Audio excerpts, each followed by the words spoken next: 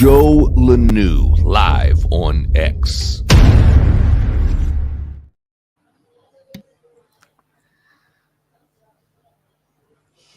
There it is, Joe.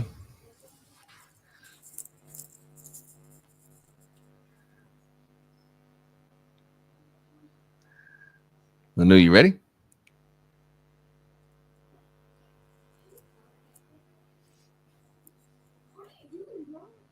We're live, buddy. You ready?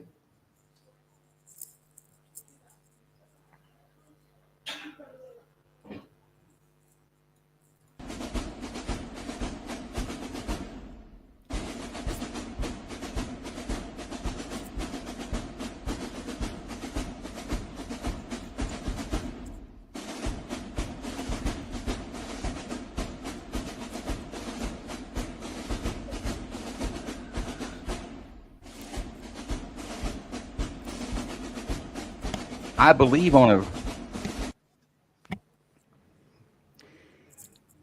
You got it, buddy. We're live. Good evening, folks. Welcome to Night Court with Joe Lnu. Tonight, we're going to go over UAPs and UFOs. In the studio, we're doing a special simulcast again, a video, a live video show along with our X-Space host, our X-Space show. As the space fills up, we're going to try to do something a little different tonight. Instead of raising hands and asking questions inside of the space, I'm going to post up a link, and you'll be able to come into the StreamYard live studio and actually ask your questions inside the studio. I think we can have up to 22 folks in here at once. So once we get moving on that and the questions start to come around, we'll get those hands raised and get you migrated over into the live space. But back again, we're going to talk about UFOs or UAPs, which is a new name for them now. And we're going to kind of go over some videos and some of the latest revelations that have been revealed in the last few years, both with some congressional hearings and some military U.S. Navy video that's been released on some footage. It's kind of hard to explain. But thankful for us that we've got our co-host in the studio tonight, a Big Ron. We know that he's got some military experience on a flight deck that floats, aka aircraft carrier. But I also know that he's very familiar with the inner workings of FLIR, forward-looking infrared, which is a thermal site that some of these videos are filmed in. We also want to touch on the Malaysian Flight 370, the missing flight. There's been some video released here recently that shows some orbs, and that claims that is the Flight 370 that disappears in thin air. So some interesting topics, whether you believe it or not. I think we can get in to discuss that. But again, this is going to be, expect maybe some technical issues. We're trying something new again tonight, and that is trying to migrate folks from the space show into the live video feed to basically conduct more of our talk in the video feed. And the reason we're doing that is we had some issues last week with there being a delay between the audio and the video when we did the police shoot review. So we're going to start trying to do that a little bit different, where you guys in the space, you'll be able to go watch the video and not rely on your audio coming in through the actual space show. It should meld things together a little bit, and we have a theory that we can have 22 people in the studio. I'll post the link up here shortly, but I want to get to our guest.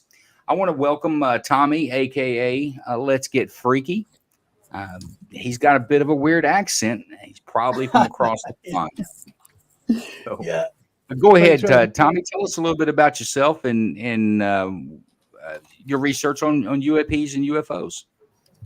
Well, thanks a lot for having me, guys. I'm excited to be here. I have got a weird accent. I apologise. I'm from the UK. I'm in Dorset right now. I've got a podcast called LetsGetFreeky, where we explore all the paranormal, ghosts, cryptids, UFOs, UAPs, everything high strangeness we explore. I have different guests on every week that share their experiences. I've had paranormal experiences myself. I've seen ghosts, shadow figures. I've had a lot of high strangeness happen to me personally, and I've also seen UFOs. So I know that there's a lot more going on in this world. That is for sure. And I just find it super interesting. And I love having these conversations where you can just share your opinions and your thoughts. And, you know, we're all just trying to get the answers. That's what it's all about. Well, let me ask you this, Tommy. Do you partake in the ganja, the marijuana? Is that why you see things that shadow people and stuff? I actually don't. I don't. I've got a tea right now. I don't do any drugs. I have a beer every now and again, but I've never done drugs. I'm joking with you, my friend. Yeah, this is not an interrogation. This is not an interrogation. question. Yeah, yeah, Woo! yeah. I do Objection, drugs Your Honor. Leading the witness. When we ask you to raise your right hand on this show, you might want to tighten up the shot group a little bit. Until then, you're good to go. Well, thanks, Tommy, and I do want to give you a warm welcome. We appreciate you joining us on this for this little discussion that we have. We do this Monday through Friday, and we're just now, as you see, with the technical difficulties, integrating a video space live feed in here. So bear with us if we have some issues. It went pretty well last Friday, but obviously we still have a few more kinks to work out, and we'll get them worked out. But I want to go to one that most of you guys that are regulars are going to know. It's our very own Sofa King. Sofa King's in the studio. When I put this notice out that we were going to go over UFOs and UAPs, he got pretty excited about it, to be quite honest with you. And he tells of a story of when his time, and you were naval intelligence, Sofa King? I suppose so. It was Navy cryptologist. Exactly, but he's got some experience. I'm gonna let him introduce himself instead of me trying to pick apart his experience. But Sofa King, tell us about yourself and maybe you have some inside knowledge or expertise on the subject. More inside knowledge. I'm Sofa King MAGA on Spaces or on X, and back in 1989, I was just finishing up a 3-year stint over in San Vito dei Normanni, Italy, which is it was a listening post for the Black Sea, the Middle East, North Africa, and the entire Mediterranean. And late in 1989, I believe it was October, today when I was looking it up just to refresh my memory, it supposedly happened in October, but some reports say September. There was a UFO sighting in Russia, and all hell broke loose in the Russian military. And that's what I got to do. Is I got to intercept and analyze all the communications of the Russian military as they were redeploying assets to get down to that area. And you were able to actually, you know what, we're going to get into that. That's actually a segment that I do want to get into. And of course, we've got our regular co-host in here. We've got Big Ron. You guys know that Big Ron has got definitely some naval aviation experience, and some of these videos they come exactly from the U.S. Navy, and some radar information. So we've got Big Ron in the studio, and we've got Bruce, our very own Bruce Wayne, that's in the studio with us. Inside of our space, let's don't forget our co-host in there. We got FT French and John Cox holding down the fort inside there. And I see that we've got some of our regulars in. FT and John, I sent in a DM a link to the StreamYard, where anybody that, when we open it up for questions, anybody that wants to come into the studio and ask questions, let's shoot that DM out to them. Folks, if we hit that link, you'll go to a back room in our producer kingdom, which we need to give a warm thank you for him participating and doing this for us tonight. He'll get you inside, and we'll ask questions. Also, shoot him in on the jail DM. Like a motherfucker. Shoot him in the DM. And if you're watching the live feed, you can also ask questions there. We'll be able to see them here in the studio, and we'll read your questions out loud and answer them. But I tell you what, let's go to the first video. This first video is a news report here recently out of New York, LaGuardia Airport in particular, where it's a video taken off of a passenger flight. The next time you get a window seat we go. on a plane, You're going to think of this next story, and you're going to think of the guest who is going to talk about this next story. Michelle Reyes was flying over New York City with her daughter, and she was sitting by a window. When she did what a lot of us do, we, take pictures out the window, nice video of the New York skyline. It's an amazing view. But what Michelle did not expect to see was a cylinder-shaped object zipping across her line of sight near LaGuardia Airport. Was it a bug inside the plane, maybe? Well, she played the video back to look, and no, it was not a bug. Whatever it was definitely outside the plane, and it was flying on its own, and it was really, really fast. Michelle Reyes joins me now exclusively, and I want to welcome back Ben Hansen from UFO Witness on. I want to back that up and pause it on the object. I'm going to freeze that. On its own, and it. Tommy, what do you think about that? Have you seen this video before? I've seen this picture before, but that's the first time I've actually seen the video. I mean, that's a cool capture, man. I mean, what is that? That to me, that is great. I mean, how often does stuff like this make the mainstream news?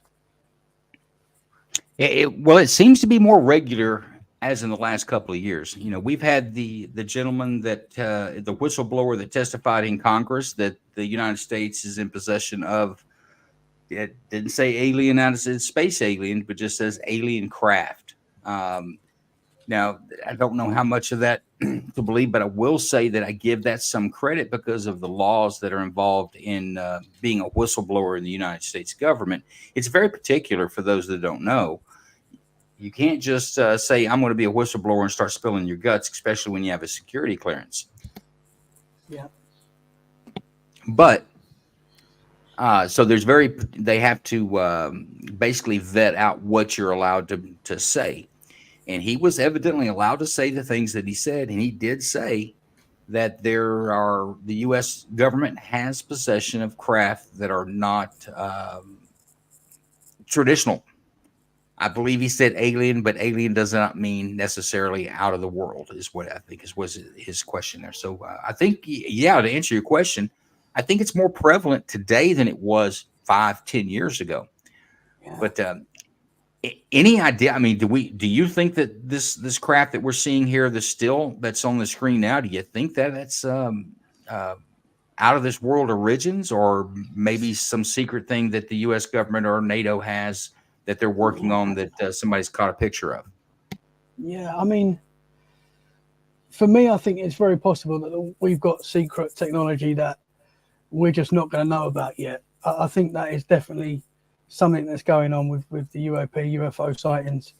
I mean, this is so quick. This object is so quick. I mean, it's unreal.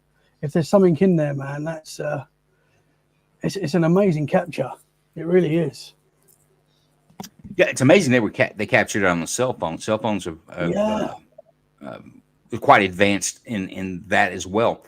Well, let's go to Big Ron. Now, we say it's moving fast, but this airplane is moving in the opposite direction, and I don't know how fast a passenger airliner flies when they're taking off, but I mean it's not slow. So you'd have to calculate the speed of moving away from it essentially to calculate what speed it is. I mean, could this be a balloon? Could this be a balloon that an aircraft's flying by so quickly that it looks like it's moving fast?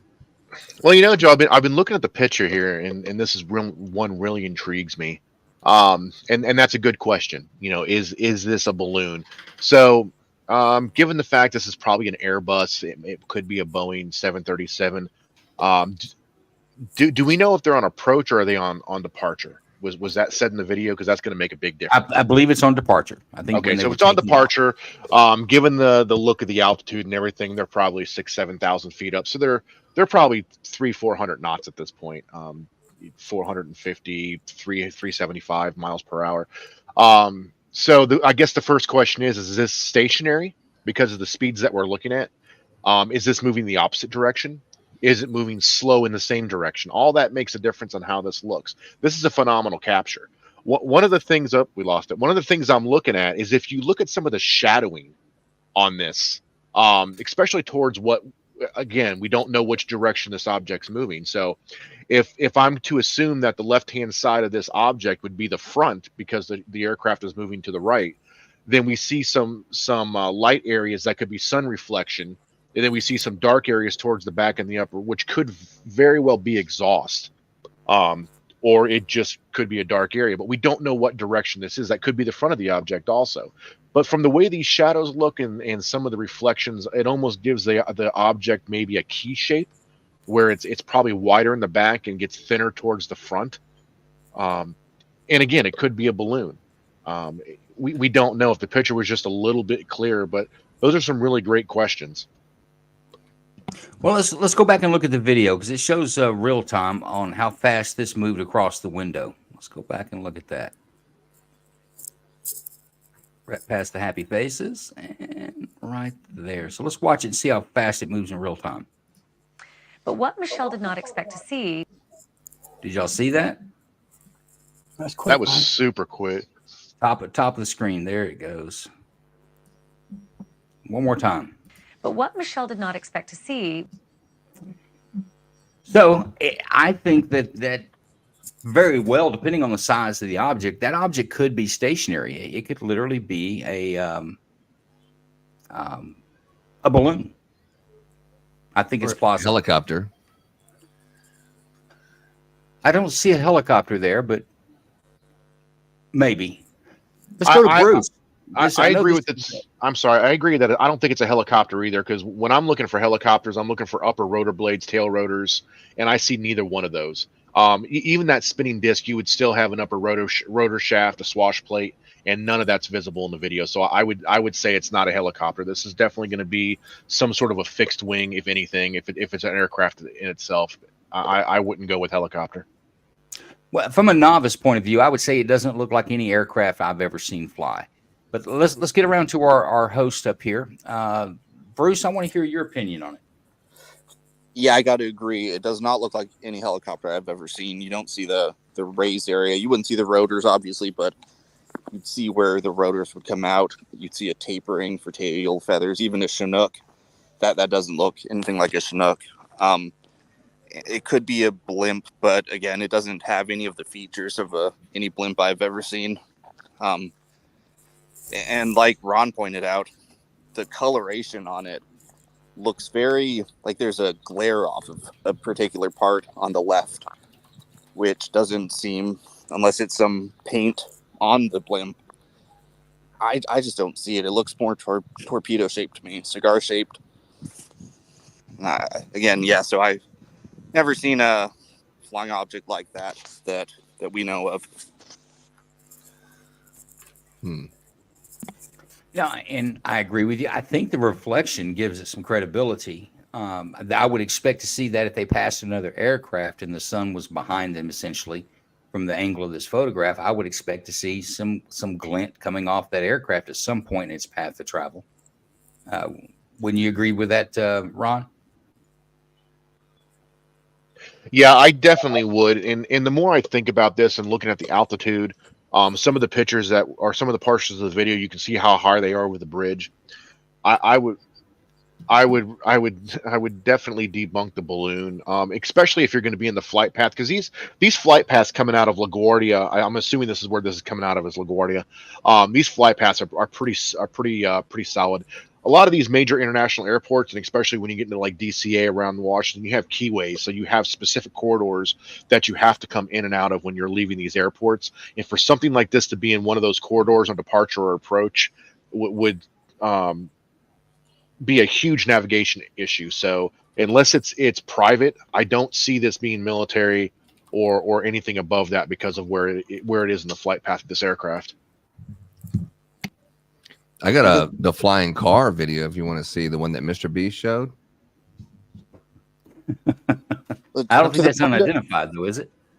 To the point of this being an experimental aircraft, Ron, would you say that most experimental aircrafts are usually kept out in the desert? Like, I don't usually see those being tested over a major metropolitan area. No, I wouldn't say this is experimental aircraft. This thing here is neat. I wouldn't say that's an experimental aircraft. Again, you're in a major metropolitan area. You're over the water. You're in a direct flight path.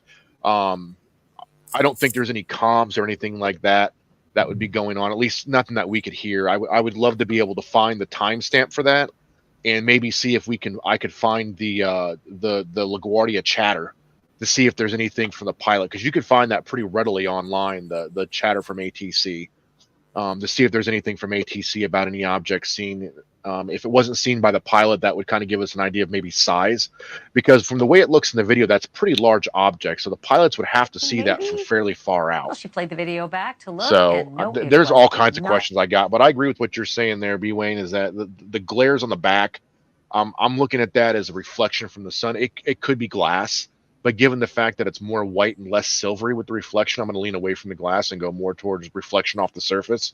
But it's that long black line at the top right corner that's really got me interested of what that is. Is that like I said, is that an intake? Is that an exhaust? Is it just shadowing that we're seeing? This has definitely got some really, really great questions about it.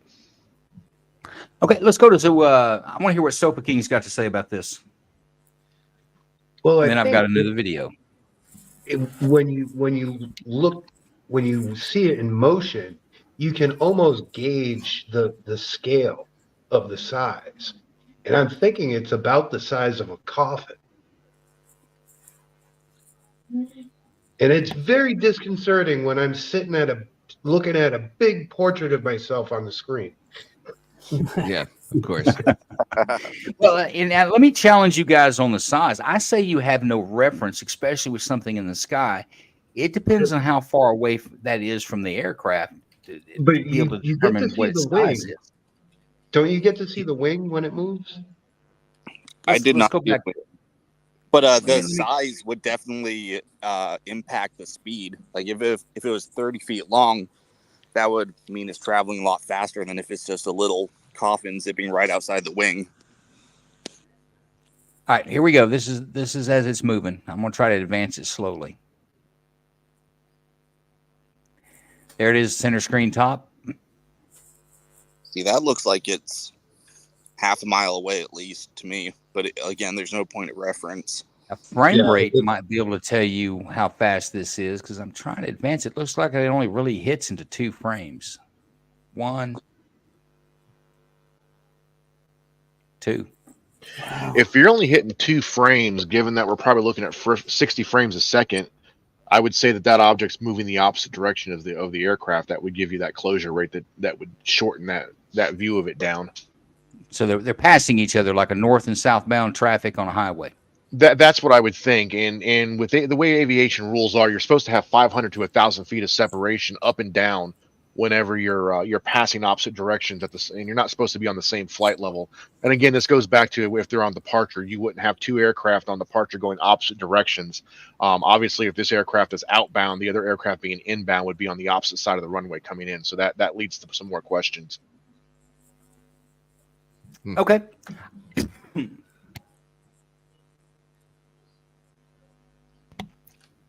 Yeah, excuse me, I choked on my tea. By the way, here in Texas, my friend Tommy, I'm drinking sweet tea. It's ice cold. Oh, nice, man. I like iced tea. Yeah, that's good. I don't know that I see any wings or any apertures coming off of it. To me, it looks more cylindrical. I don't see anything that is got a wing aperture. But of course, it's not the best video. It could be there and we don't see it. Let's go to something that I think we've all seen. This is they call it the gimbal video. It is a. Is it this one? There we go. Yep, that one. All right. And this is a couple of different videos put together. There's some audio towards the end when it changes. But Ron, I want you to kind of talk to us, and you can talk to us as it plays. What are we looking at there? What's the picture, and how is this FLIR working? Give us some input on what we're looking at. This is not a normal video. This is an infrared video or a thermal image of an object in the sky. But here we go. Yeah. So what you're seeing here is depending on what aircraft this is taken from. this is going to be from a FLIR system. So on the aircraft that I worked on, this was mounted on the lower right or lower left-hand side of the port side of the aircraft. And what you're seeing is a small box that they've got locked. They use the computer system to lock this up. Here they're swapping back and forth between two heat patterns. So one heat pattern is they put hot in the center and cool, or hot will be dark, cool will be light. And the other picture we were seeing, it was the exact opposite. Hot was light, cool was dark. So Don't they call that one is white hot, one is black hot? Right, that would be correct. So in this picture here with the black hot, you're seeing, you're basically just seeing a bunch of cluttered information on the sides of the screen, angles that the camera is looking at in proportion to the direction the aircraft is going. You see that they have it locked. You see slew on the right hand side of the screen, so they've got the lens locked in slew motion. And what they're doing is they're letting the computer system and the lens lock onto this target, and they're going to let the camera itself follow it. Now the pilot is going to try to maintain the best angle that he can on this, whether that's on a large orbit or if that's to roll into the target and try to follow it that way. So in this picture here, you're actually seeing him turn into the target. There's a whole fleet of them. Look on the ASA. My gosh. They're all going against the wind. The wind's 120 knots from the west. Look at that thing, dude. Let me so ask you this step about the back. FLIR. Can We you could go tell back and- which direction the aircraft is traveling by looking at the FLIR? Are they moving at the target like the cameras on the nose? You can to a point if you've got that selected. What you're looking at here, so if you look on the left-hand side of the screen, you can see -2. That's telling me that lens is probably at -2 degrees from the horizon. So it's not looking at the horizon, it's 2 degrees. So that's telling me the aircraft is probably above this target, which optimally as a fighter pilot was where you want to be. You want to be above your target. You don't want to be below it. And then your center screen, you got the IRS at 29 degrees, and it looks like it's locking to the left. And then your z-axis is 2 degrees, and it's also going to the left. So a lot of this stuff is just clutter. That's not going to tell you a whole lot. At the bottom of the screen, I can't really see it because our names are in the way, but I'm thinking that's the altitude, which is 25,010, is what they're looking at there. So we're seeing this at 25,000 feet. Yeah, thanks. Appreciate that. So we're looking at this at 25,000 feet. Looks like he's probably in a left-hand turn, 2 degrees. He's got the FLIR 2 degrees nose down to track this target. So, and that's what we're looking at here. He's letting the computer do the work while the aircraft is turning into it. If we could go back about 20 seconds to where he has it locked in and then it jumps out of frame, I'd like to hear what Ron has to say. What would be required for an aircraft to jump out of the lock like that? So there's a couple of things that could have happened there. It could have been he just literally lost lock, which does happen. It just the system itself decided it was going to be stupid. I mean, American, Russian, it's all made in Taiwan. So he could have just lost lock. He could have had to make an abrupt turn of the aircraft. If the pilot is tracking this by himself, there's two ways to do it. He can either do it by a thumb gimbal on the throttle, or he can have the Wizzo in the back can lock onto this, and he can also track it. So there's multiple ways there. Now, with that all being said, for them to lose lock that quick, this thing would have had to have an unbelievable amount of acceleration to be able to dart off that fast. You're talking aircraft that are pulling, depending, can pull up to 7 to 8 Gs and well over 10 if need be.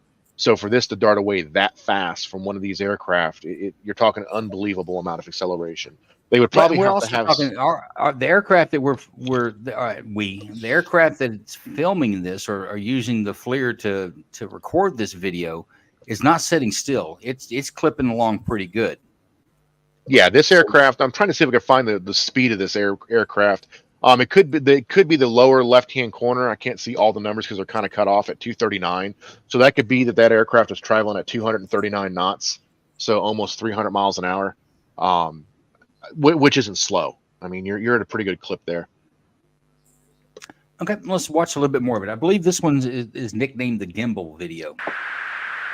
There's a whole fleet of them. Look on the ASA. My gosh. That comment right there is the one that has me interested. What is an ASA? Well, not the ASA, the fact that he says that there's a whole fleet of them. How many more of these things that are out there that we're not seeing in the video? Going against the wind. The wind's 120 knots from the west. Look at that thing, dude.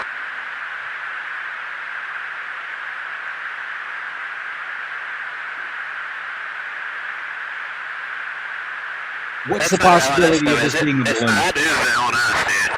Well, Zero. Look at that thing. It's Zero. rotating. There's no way a balloon's going to maneuver like this. It'll go that fast.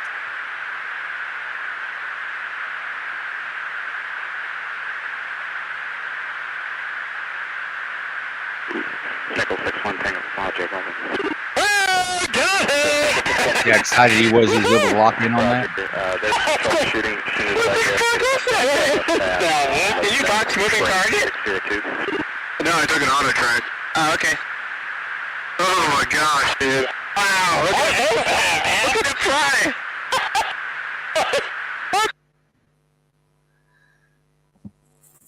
That's the end of the video. That's the end of the video. Okay, we've heard a little bit from Ron. Let's go to Tommy. I want to hear from Tommy and Sofa King on this. What's your opinion on these gun sight thermal imaging? What are we looking at? Do you have a theory or an idea or a guess? It's that video as well. Every time I see that, it's just amazing, man. Because I mean, whether that's technology that we've got somewhere somehow, or that's a craft from another dimension, or whatever it is, it's something that is amazing that it blows my mind every time I see that. I find it amazing as well. Go ahead, Sofa King. What's your opinion on this? I mean, a lot of it is not very clear and everything, but I do think it's kind of interesting, intriguing, the shape of the craft that was, or the shape of the object while it was being what was the term, black hot or black whatever. Yeah, and what all that does is it changes how the thermal displays to you is what is hot. Right. If it's black, Right. if you're black hot, the black things you see are hot. If it's white, then the white things you see are hot. Right, but the shape of the perceived object that you could see with that imaging is very similar to some of these fantastic descriptions that we've heard since the 40s, 50s, 60s, and so forth, as well as some of these, amateur, really blurry UFO pictures that we've seen in the past as well, on Ripley's and whatnot. They all have, a common theme among the shape, the distinct physical shape of the craft itself, if it even is a craft. I agree with you on that. So if I think that black hot gave it a really good contrast, especially against those clouds, to see what that looked like with that kind of oh god, what was the top look, with that kind of bulge at the bottom of the top. That you're right. It's definitely that classic 1950s, 1960s a look, and I agree with you on that. Now, Ron, are you able to tell how hot an object is through these flares? No, you're basically getting the contrast. I'm sure there probably is. They can probably adjust the coloring. That's some of the stuff deeper inside the system that I've never messed with or been approved to. Most of the time, it's just black hot, white hot. You're looking for the best kind of contrasts. There's a couple of scenes in here. If you look, you can see the contrasting changes a little bit, where they're probably playing with it just a wee bit, so that they can get the best contrast for that target that they're trying to track. Most of this stuff is all being done by the computer. Gotcha. Okay. But they do that to try to get a clearer picture. Am I right, Ron? Adjusting the contrast. Yeah, that's essentially 100%. Black and white photo. Yeah, the only way you get definition is through contrast. Yeah, and you've got to remember this system. Some of these systems that we're using on these jets, they're old. They're very old. We're running this. We're running 1990s, 1980s FLIR. I see Sofa shaking his head. He knows a lot of this stuff is old. It works great. We make great technology, but it's old. And some of the newest stuff coming out, the contrasting is so sharp. You can see people's footprints in the sand. But obviously that's not what's being used here. This is a lower quality system. It's still amazing video. And I'll say that prior to these coming out, I was not a believer in aliens being visited from other planets. I just couldn't get past the vastness of space in my mind. In the fact that the faster you go, the closer to the speed of light you come to, the more mass you accumulate, making the matter traveling at the speed of light essentially impossible, because it never stops getting heavier. And if you have a fuel source, it means you need more thrust, more fuel to push it along. So I've never been a believer in aliens, but knowing what I know, which is limited on FLIR technology, gun sights, and just inertia, I don't know that if it was, I don't think that we have a man-made craft, even if it was unmanned, that could travel at those speeds and change directions like it does. I think inertia would tear the craft apart. I know that our current aircraft have limits on how much G's, as we call it, they can pull. But if you're traveling at, I don't know, 900 to 1,000 miles an hour, and you make a 90-degree turn, every molecule in that craft is still going to be going straight, and probably in little pieces with the technology that we have now. So after these videos come out, it made me take pause. Well, and Joe, I think the assumption that I think I agree. You're absolutely right with the traveling light speed. It's next to, if not impossible, to pass light speed. And not to mention time dilation, which means if we were to travel to the nearest star, I think something like 10,000 years would pass here on Earth, and the astronauts would only age a couple days, or 4 years, I guess it would be, if they're going light speed. But I think the concept of going faster to reach someplace further in less time is very 1900s thinking. I think interstellar species would be able to open a wormhole or to do something like that. But also, I don't think we can rule out the fact that these are not extraterrestrial, because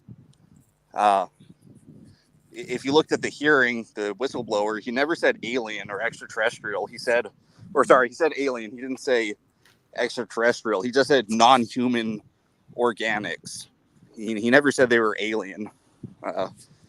He used his words very carefully for whatever reason, and never said extraterrestrial.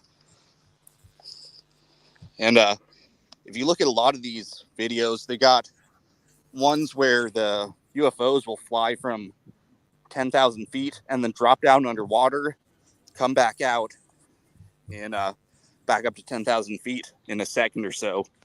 So I wouldn't be surprised if they've been around for a long time. Like if you look back at Norse tales of elves, fairy lights, they've described similar phenomena thousands of years ago with orbs in the sky, abduction scenarios.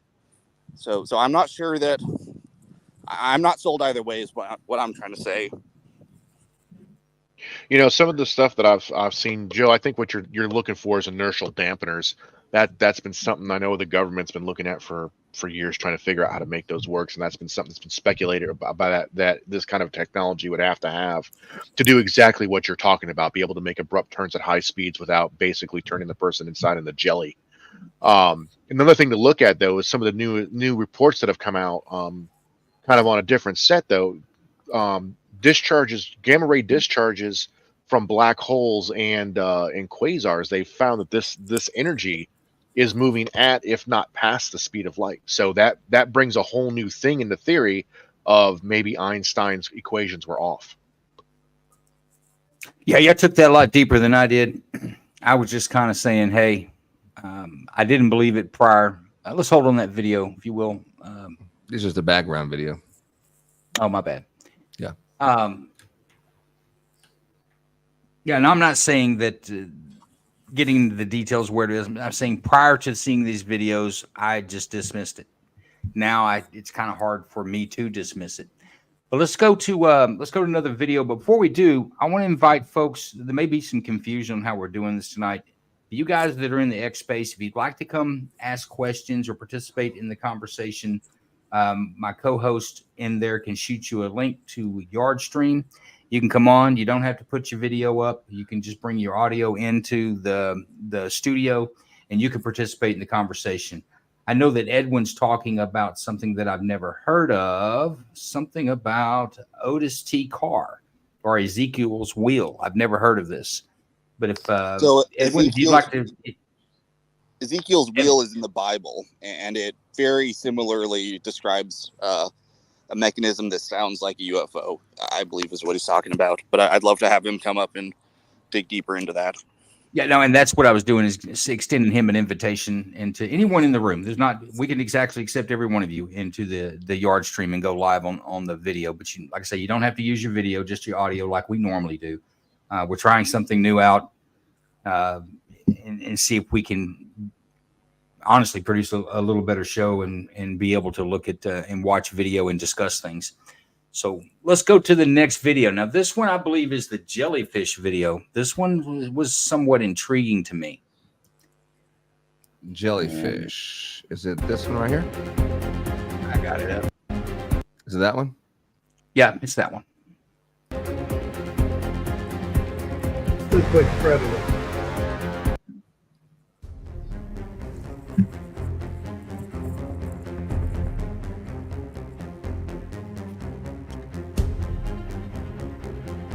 Now, I don't know that I can get behind this. This one looks funky to me.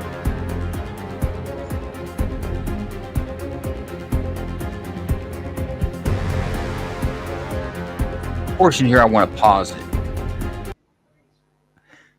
Okay. We see two people walking on the ground, and let's say they're average human size. Let's say they're 6 feet.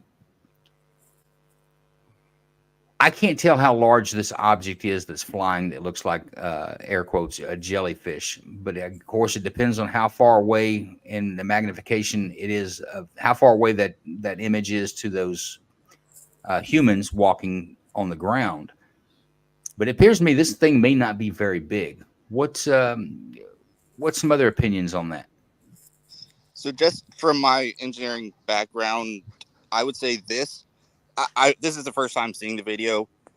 I haven't looked into it, but just from what I see, this looks a lot more like technology we could build. This looks like technology that's at our level.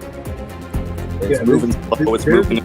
There's a product out there called the Invisibility Shield that looks exactly like what that thing is doing. Same technology, just different form factor. Okay, an invisibility? Is that what we're saying? Well, so the way they do it currently that I'm aware of is they have cameras that pick up 360 all around in a globe, and it projects on a screen. So you're not invisible. You're not bending light around yourself. You're just projecting what's behind you in front of you.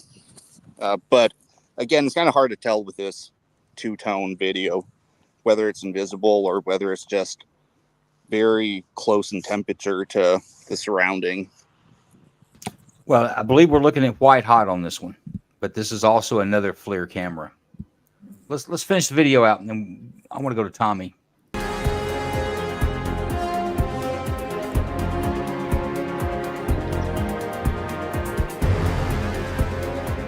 It doesn't look like it's changing to match the background. It looks like it's staying the same to me. All right, that's the end of the video. Tommy, have you ever seen anything like this or have any knowledge on these type of videos? There's a couple of them out there, I believe. Yeah, I've seen this video before. It's interesting, but I would like to see it in the actual color, like an actual a video of color, so we can actually make more. It's hard to tell the shape of it. I mean, looking at that, what I'm looking at right now, I can see like a little face in it, but I mean, I don't know if that's just me. But it's an interesting video for sure. But the movement as well is very slow. It does seem like it could be a drone that we've got that's covered in something. I don't know, but it's an interesting video, that's for sure. But I'd like to see the actual color of the whatever it is, and maybe a longer video of it. But yeah, the jellyfish is. What do we think about it being a hoax video? Could this be edited? Fake news. Yeah, it could be fake. Yeah, for sure. When you look at the movement of it, I mean, that could just be a drone that's got something over it. I mean, I don't know, but it's hard to tell from that.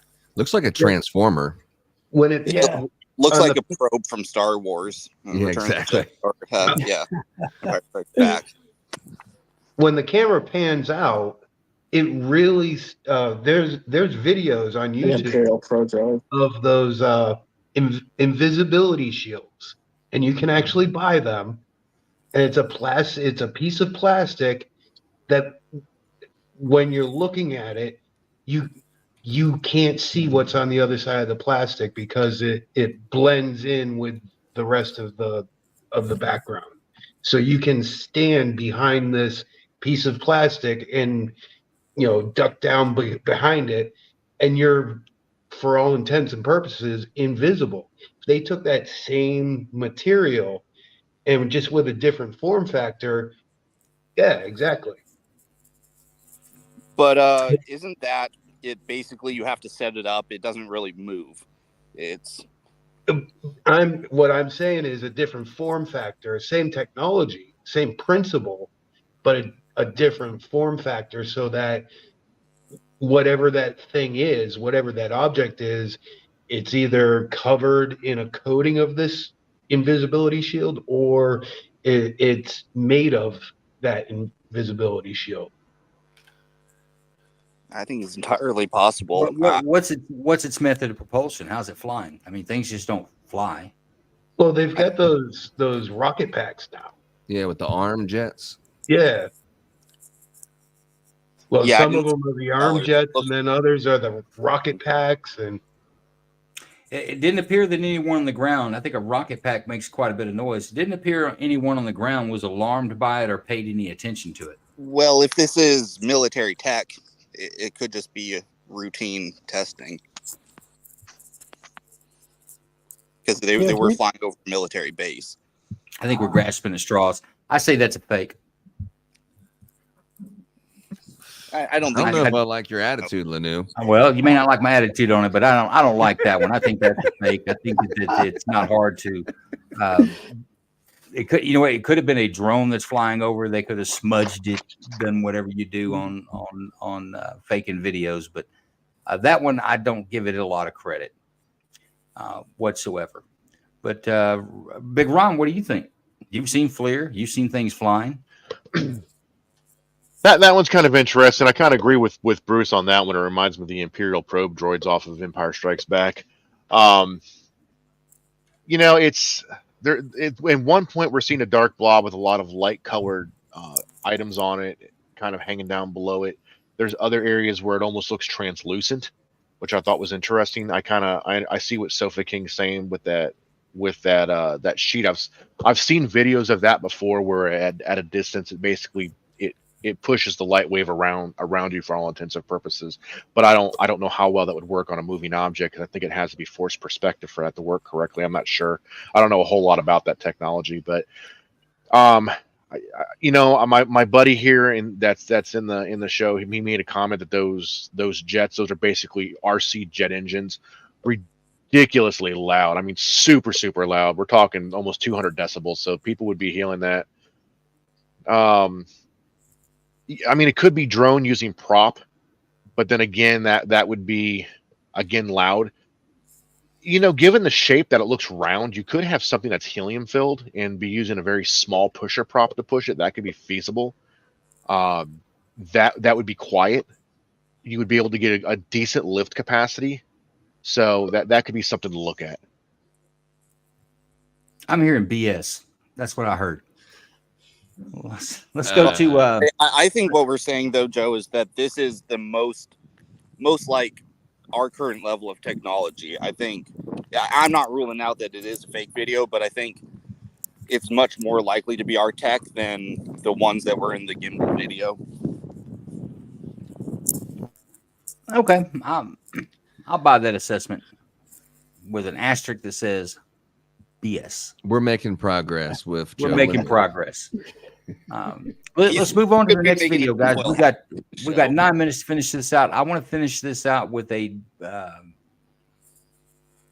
television news broadcast on naval radar that was picked up on a maneuver in near San Diego, where there's radar data showing that these objects are appearing and disappearing and going into the ocean off the coast of San Diego. And I think Ron could help us with this. I want to say this may be either an aircraft carrier or some platform. He's at least going to be familiar with the radar, I believe.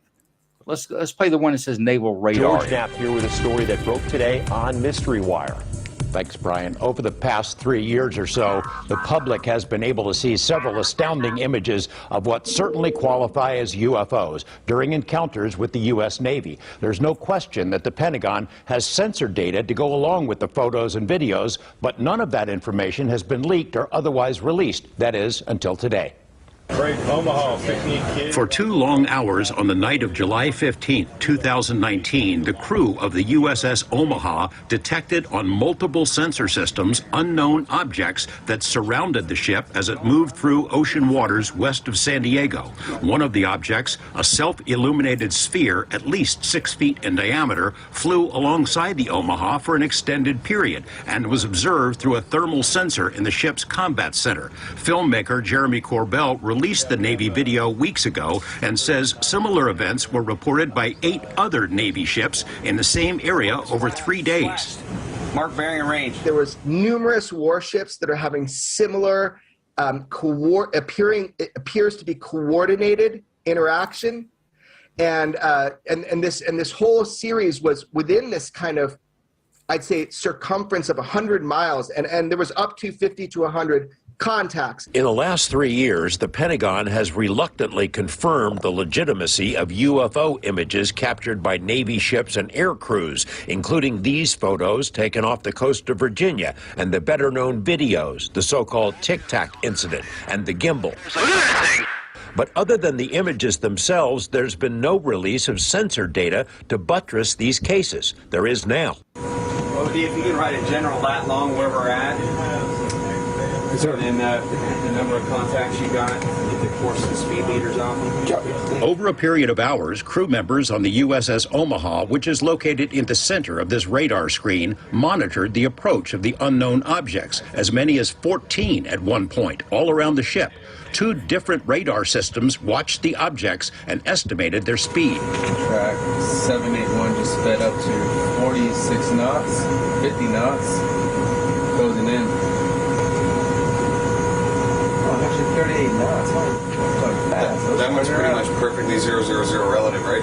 Yeah. Corbell obtained the images from sources he declines to identify. The Pentagon's UAP task force considers the Omaha spheres to be true unknowns. The ships that were under observation by the unknowns were unable to track where they came from or where they disappeared to. The Omaha sphere appears to have vanished into the ocean. What was splashed? At that point, it also vanished from all sensors.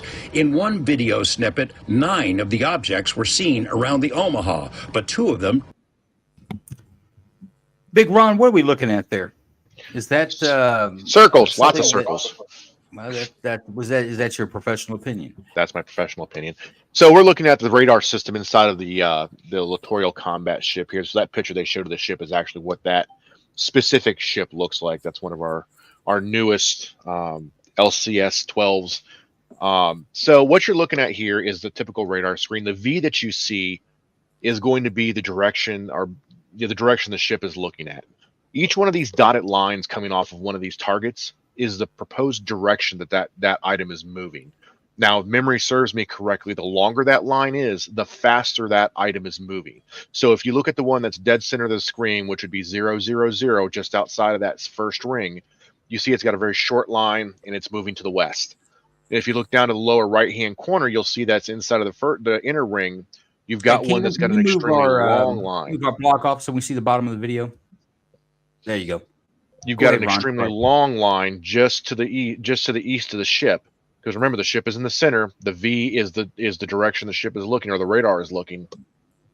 The longer that line, the faster it's going. So that object to the right has got an extremely long line, and it's moving to the east by northeast at an extremely fast rate of speed, versus that object to the north is moving to the west at an extremely slower rate of speed. And then you see an object sitting there with a diamond and a slash, and there's no dot off that at all, which would which would indicate that it's not moving at all, that it's dead still.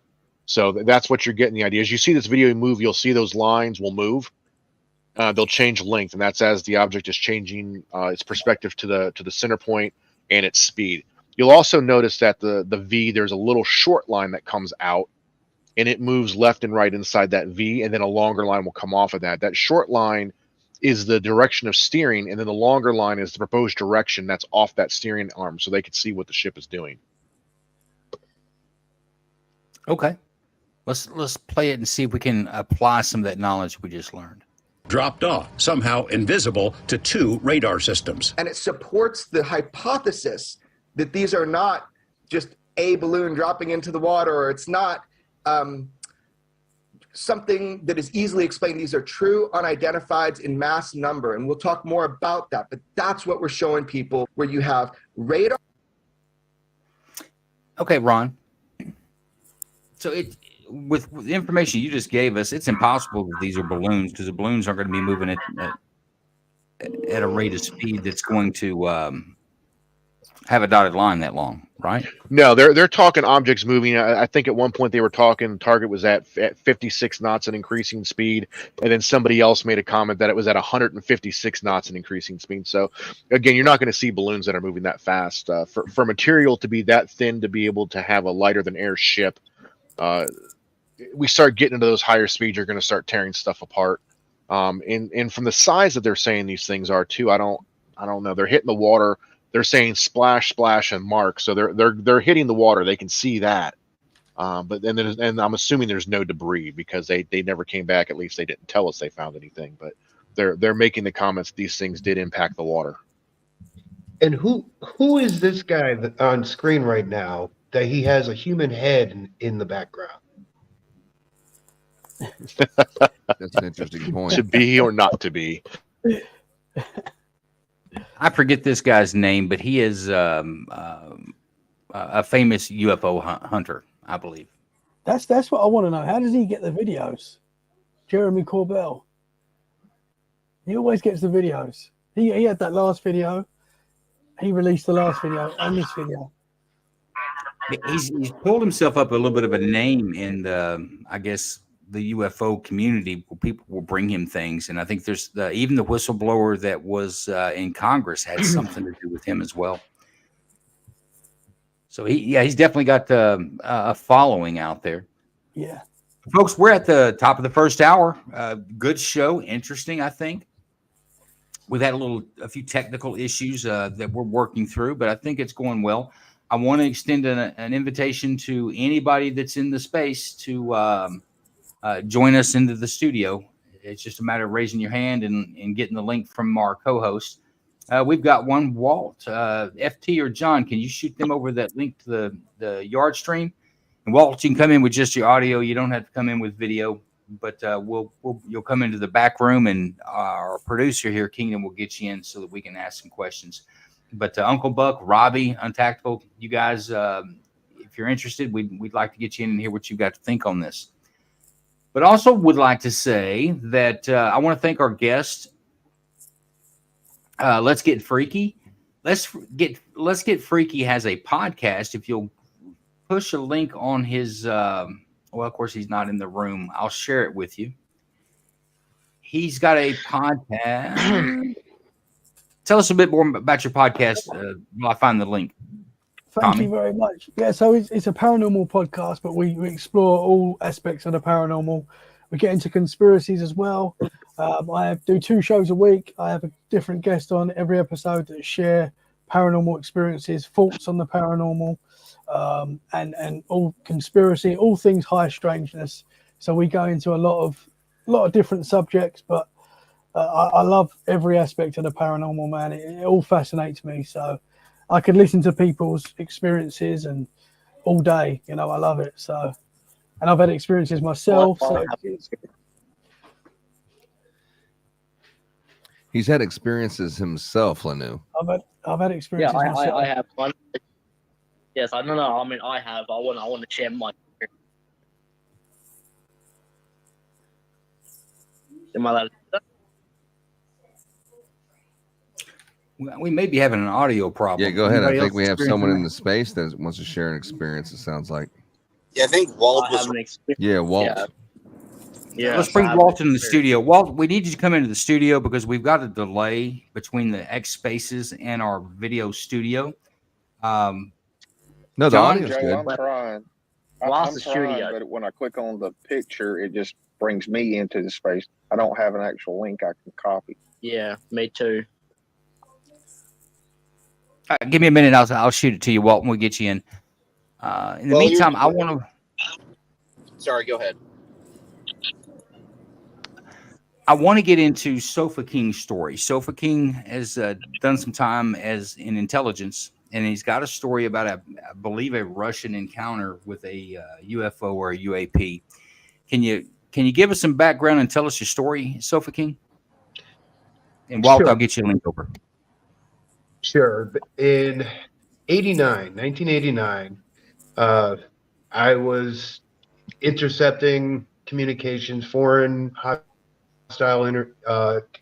communications, and part of the mission that we had was to just monitor the communications of the Black Sea Fleet, which is headed out of Sevastopol, which is right there on the Crimean.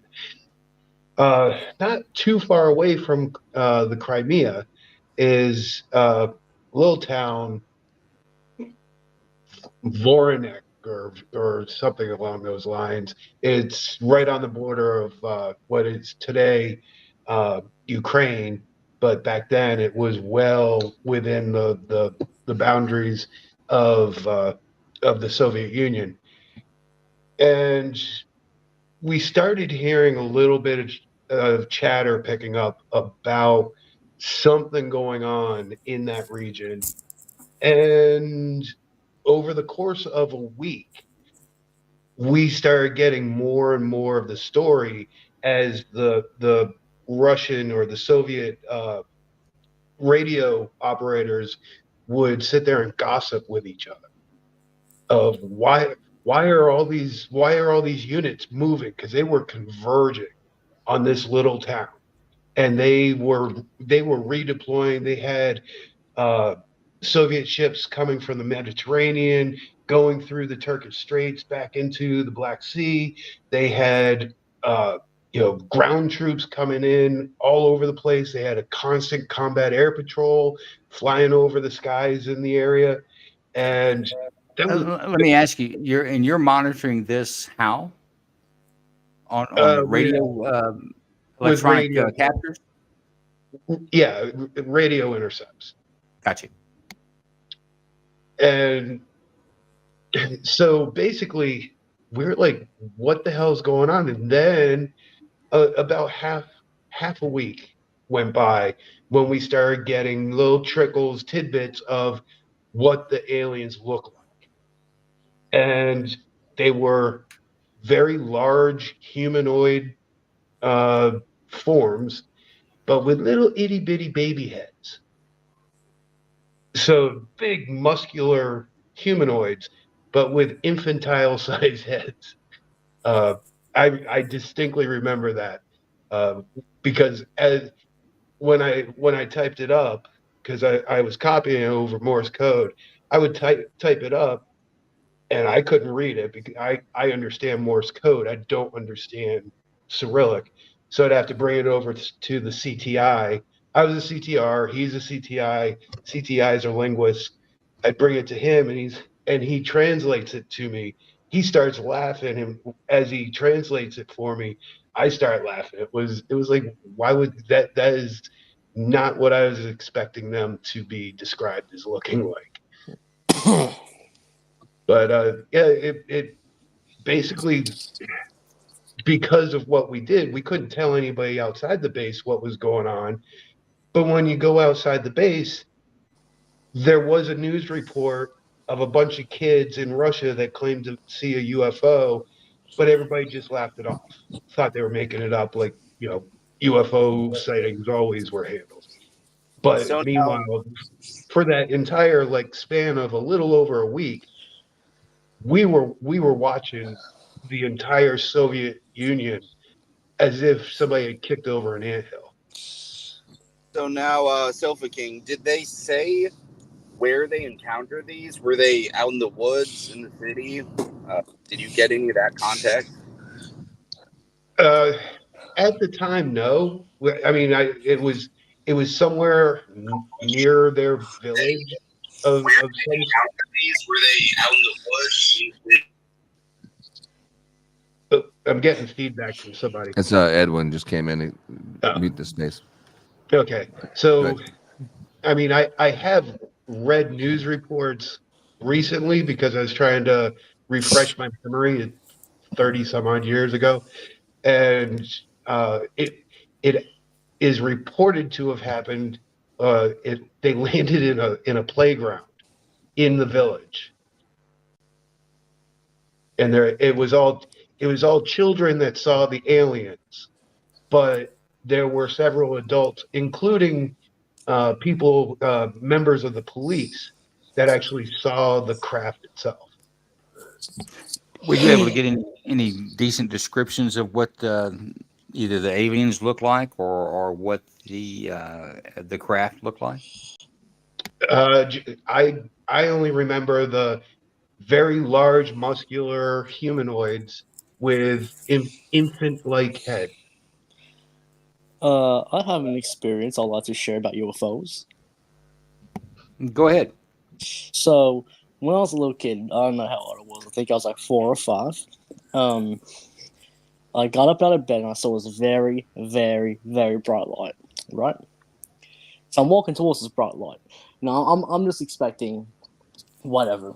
So I open the door and I look in and I'm shocked at what I see. I see my parents fucking on their bed having a threesome.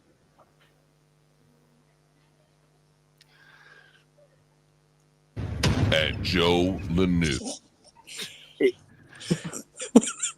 Was that supposed to be like funny? But I guess that's the story. With Joe Lnu on Night Court. Yeah, that's Walt. Welcome to a live show, folks. You never know what you're going to get. So, let's go to Tommy. What do you think about the Russian story?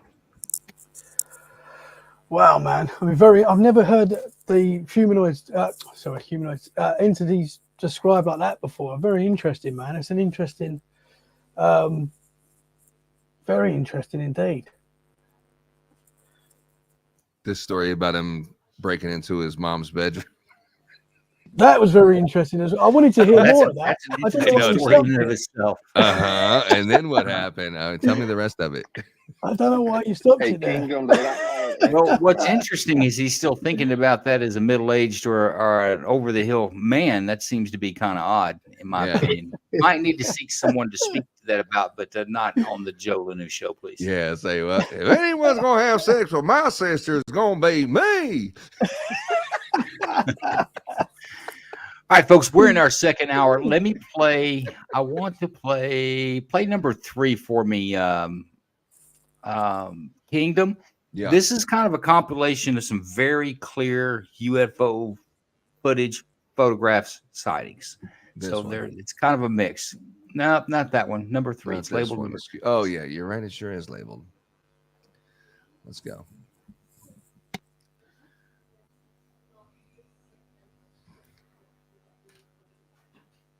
Don't have any sound.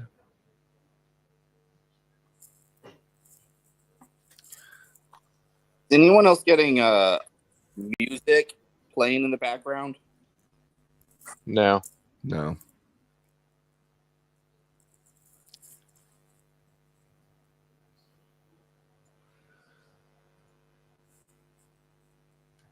You're going to have to narrate it for us, Kingdom.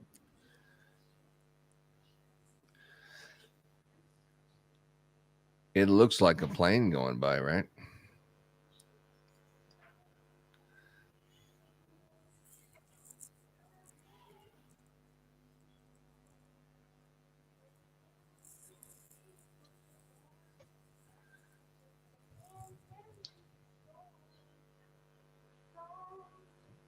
Yeah, there's no sound to the video, so I'm not sure what the hell that is. What were we just watching where the pointer, the green pointer was pointing? I think that one was chasing a moth. Hey, Kingdom, take us back to the first one where it shows the pilot look at the altimeter and the artificial horizon looks back out the window. Right here? Yeah, go back a little farther there. So this right here, I'm going to go with and say that's a weather balloon. Just by the shape and the fact that you can tell in this picture. Let's say, hold that. Go back to that scene there for a minute and look at that altimeter. Oops, sorry. It looks like we're at 29,700. So we're at almost 30,000 feet. On this one, you can't see the speed that's on the other side, but yeah, we're at 29,000, about 5 degrees nose up. Go ahead and let it pan back out to the window.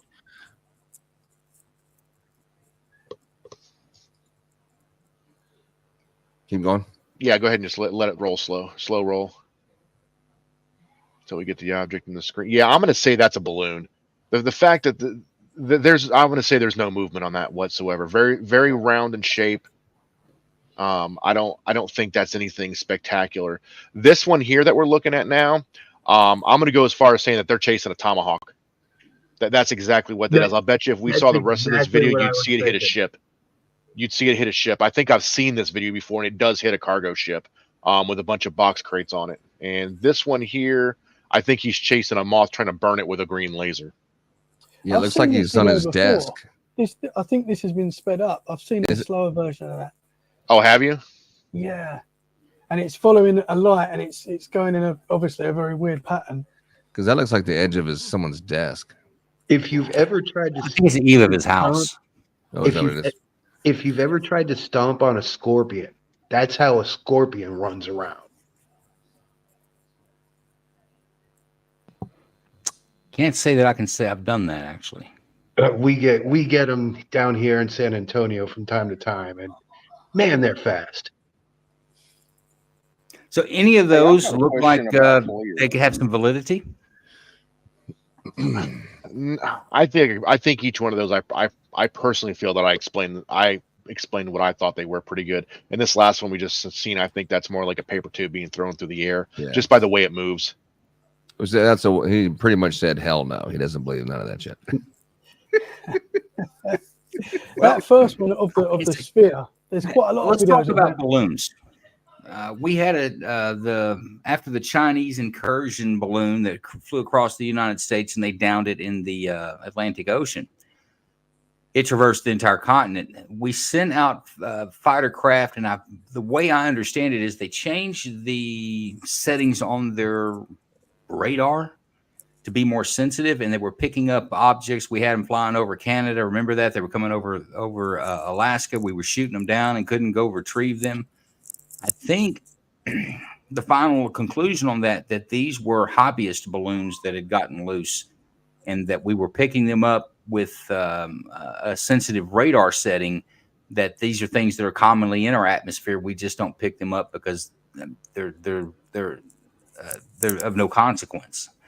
Has anybody else heard that about that, or what's people's opinion on the craft that were shot down over Canada and the one that was shot down over Alaska, that they said it was too difficult to retrieve the wreckage? Well, I have to make a comment. If there's that much stuff floating around the United States because of hobbyists, that's just craziness. When you consider the whole that what was it, the Boeing 737, that it only had one sensor on the outside that could be taken out by a balloon, and once that sensor got taken out, the plane would go into a nosedive. That's crazy that there's that much just garbage floating around in our air. Now, technically, I'm sorry, go ahead, Joe. Oh, I think that was kind of the purpose of my comment, is that I think a lot of these, if you're flying at, by the way, we've got Robbie that's in the back room, Kingdom. If you see if we can bring him up. I thought you were talking about Tommy's brother with a bigger beard. Edwin is on the show. No, that's Edwin. But we've Oh, also yeah. got our brother Robbie. He's chatting out that he's just joined. But I don't see him. It seems like that's what come out of that is that there's a lot of space or a lot of atmospheric junk. Because any hobbyist can build a balloon, throw some helium in it, and let it go, and it's going to float around until it doesn't. Right? Yeah, for the most part, they're going to get to a specific altitude and they're going to burst. That's the way they're designed. And when hobbyists are launching these balloons, they're supposed to let the FAA know about it. And I use the word "supposed to" lightly. That way, they could put out what they call a NOTAM. That way, aircraft know that when they're flying through the area that there's one of these balloons. And we launch hundreds of weather balloons a day, all different times of the day, to be able to tell upper and lower weather winds and all that good stuff. But you are right. They did adjust our sensitivity after that one went across the U.S. and they did start picking up a lot more of these hobbyist balloons. But don't forget, from what the military said in a lot of the press conferences was they watched that balloon take off out of China, tracked it all the way across the jet stream through Alaska, through Canada, across the U.S., went right over all of our missile fields, and then was shot down by F-22s off the coast of Virginia. Now, I don't believe that they weren't unable to retrieve the cargo or the other ones they shot down over the other countries. There's not a place on the face of this planet the U.S. military can't get to get something. You're just never going to convince me of that. Wasn't it South Carolina? I mean, they might be scared to get in the mountains up there, but yeah. Yeah, I was actually down there when they did it. My girlfriend's aunt's house. That was wild. Should have got some footage of that. That'd been cool. Yeah, we've got some hands up in the room. He's seen it. He's in Myrtle Beach. He's seen it. Let me say something real quick for our folks that are in the room. I see Spin. I see you got your hand up, guys. We've got enough room in here. Robbie, when you guys come into the studio, you're going to kind of go into a back room. If you give us a minute, we'll bring you onto the stage, so to speak, because we can have up to 10 people on the stage at once. Spin, I've sent you a link in your DMs. Untactical, I've sent you a link. Robbie, if you'll follow that link and come back, I saw you giving some text messages, but you're not in the lobby now waiting. If you'll come back, I'll get Kingdom to bring you in so that you guys can ask your questions and join the discussion as well. And Joe, I got a question about FLIR. I would like to get to Tommy's personal stories as well before the end of the show. But yeah, go ahead with the FLIR question. So, I'm trying to figure out how to ask this. How fast will FLIR track? Does that make sense?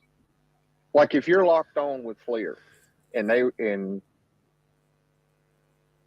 let's just say something could go a hell of a lot faster. I mean, is there a point that FLIR can't keep up with it? I don't. Is that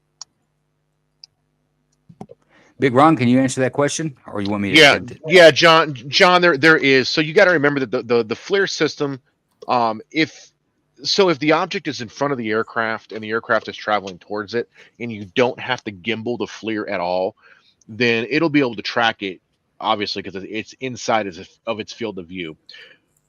If it starts to go parallel or behind the aircraft, it's going to be limited by the speed at which the lens can gimbal. And you got to remember, you're talking something that's probably the lens on this thing, or the gimbal head on this is probably the size of a medium-sized watermelon. I mean, we're not talking something tiny. These things are pretty big. So whatever the gearing and the motor inside is going to allow that to gimbal. And these things aren't so much made to gimbal fast as they are made to gimbal precise. So you're going to have the speed, but they want to be more precise with it. That way they can lock on the targets, because this is what they're going to use to line up a lot of their laser guided weapons. You remember in one of the videos we showed earlier, the guys were just cheering because they locked onto a moving target. And that should kind of give you an idea of how hard it is to lock on to something that's moving that fast with that system that's not wholeheartedly designed to do it. Gotcha. Okay. I hope that answers your question. Yes. Yeah, it does. So technically, you can outrun the FLIR because of the gearing and the FLIR. Yeah, I mean you're limited by mechanics. So if you had a jet coming at you and it was locked onto you with FLIR and you were going fast enough, two aircraft, closing in on each other at 700 miles apiece, that's 1,400 mile or 1,400 knot closure. As soon as those got parallel and past each other, there's no way that FLIR would be able to track fast enough to be able to lock onto that aircraft as it passed. You would have to go into a hard bank and then try to reacquire your target if you were going to use a FLIR to track it, which is what they were doing. I really wish we had some gun footage, or what we call gun footage. It's video through the HUD on the aircraft. There's a small camera up there. I would love to see some of the HUD video of that to get a little bit more information out of the HUD, because with the HUD you're able to see the speed, the angles, altitude, sink rate. It'll lock onto the target and give you all your targeting information, closure rate, departure rate, heading. So I would love to have seen some HUD video on that, but that's not out there. It's just a FLIR video, which is interesting because of basically they record it in two different areas on the aircraft. The HUD video goes to one tape. The FLIR video goes to a completely different recording system. Okay, thank you. Yeah, that did answer my question. It looks like we lost Edwin. I was about to go to his... Edwin is in the space again. Edward, if you come back, I'm ready to take on your question on the car, gentlemen. I believe is what you were talking about. Okay, let's go to I want to do one more video, and then I want to finish out this show with Tommy telling us about some personal experiences. I believe the only one there. Now this is Malaysian Flight 370 and some video that recently popped up that show. They say it's satellite video of the actual aircraft and that these orbs are surrounding it, and at some point that it disappears. But let's just play it out and see.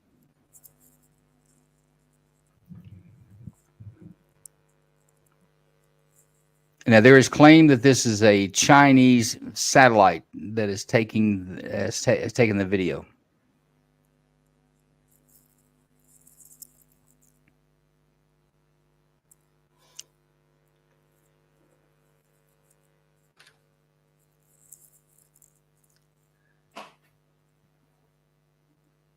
They're like orbiting around it.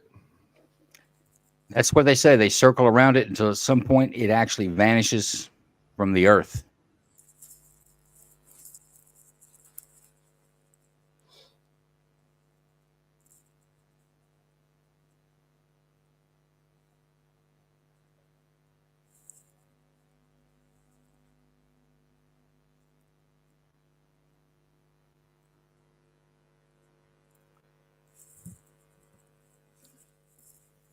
And that's it. And it's gone. What do you guys think about that? It's bullshit. It's BS. And only because the huge, it almost looks like a 1980s video game. Whatever you want to call it. Galactica or something. Yeah. Galaxy. The whole, it's not an explosion, but that blip of light, it looks like it's 8-bit pixel. Well, remember, What are the three Chinese things going around it. I'll tell you something else that doesn't look right about it is the contrails, because they show a couple of different pictures and the contrails don't look correct. Even regardless if you're looking above it or below it, the contrail is going to look the same from the ground or from space. And there's almost no contrail at what the altitude should be for that. And I don't believe it. I think if that was real, that the Chinese would have been all about trying to hey, look what we got, and I don't believe it. I think it's Tommy. You have any background information on this video? Have you seen it before? So yeah, I actually interviewed Ashton Forbes on Let's Get Freaky, who played a big part in bringing this story back, really, because this was a massive story that's obviously a plane and people going missing started to sort of disappear, and he sort of brought the story back, and I know he's connected to these videos as well. It's very interesting. I know Ashton thinks that it's technology, that secret technology that our governments have got. I don't know. I don't think the videos have been debunked. as far as I'm aware. But it's very interesting, that's for sure. The whole story around that plane is mind blowing. You know, the fact that if we take into account the vastness of the ocean, I think it's not out of the realm of probability or possibility that a plane could go down and we just wouldn't know. If its avionics are turned off, we have no way of tracking it or leading us into where it's at. It could fly off into the ocean and hit it, go under, and I say we'd never know about it. Yeah, I mean, this happened 10 years ago, I believe, and you know, I'm guessing obviously our technology is better now, obviously, but I just find it very strange how a plane can go missing with the technology that we must have had back then as well. I don't know. I mean, I'm no expert in this at all, but I just find that strange. But wasn't it like is this the one that like a year later on the coast of Australia they were finding pieces of that type of plane or aircraft pieces washing up on the beach? I believe that they did find a piece of the plane, but they couldn't actually put it to that. I'm not sure, but they couldn't. I don't think it was ever confirmed that it was actually a piece of that airframe. Yeah, I think that's been debunked. I think as it stands now, it's still a mystery where that plane went and what happened to it and why. We have Edwin back on, and also it was. Go ahead, Tommy. It was carrying 20 scientists that were something important, apparently. I don't. Again, it's if that's true, I'm not sure, but that's another thing that I've heard regarding that story. Yeah, I think there's something about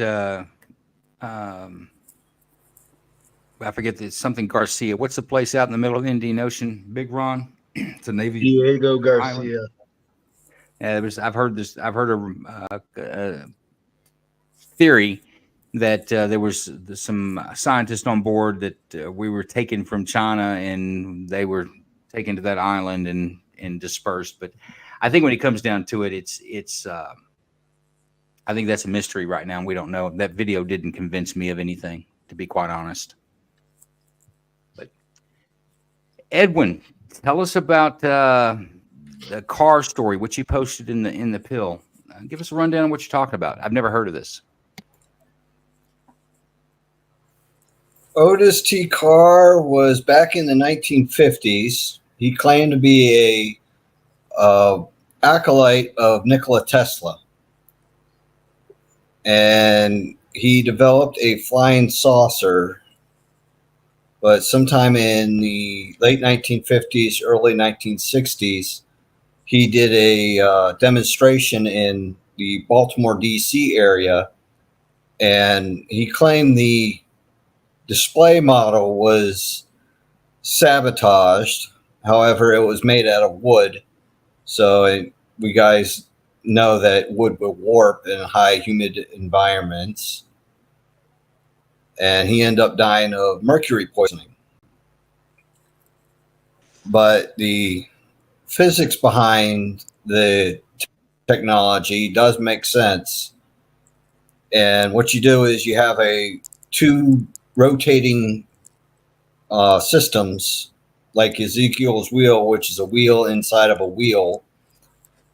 So you got your center one, which has what's called a neutron coil, which is filled with mercury. And that spins around one direction, and the outer coil has some more coils on it to spin the counter rotate. And it creates a gravitational field, such as a I apologize, a brain fart. It's basically a gravity field which is above the craft and essentially lifts the craft up. And you can adjust the electricity on an XYZ axis. Just like with a helicopter, you can go up and down as you increase your voltage and amperage. but by adjusting the 360-degree horizontal, you can move the craft forward, backward, left, and right. And according to eyewitnesses, it was able to move at speeds well above aircraft in the 1950s, including jets.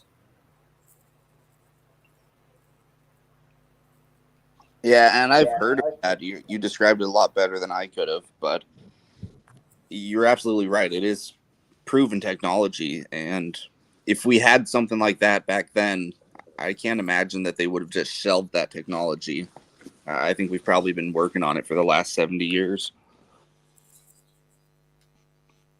I'm not sure what to Definitely think about that. some black magic research projects. Where do you think the technology came from again?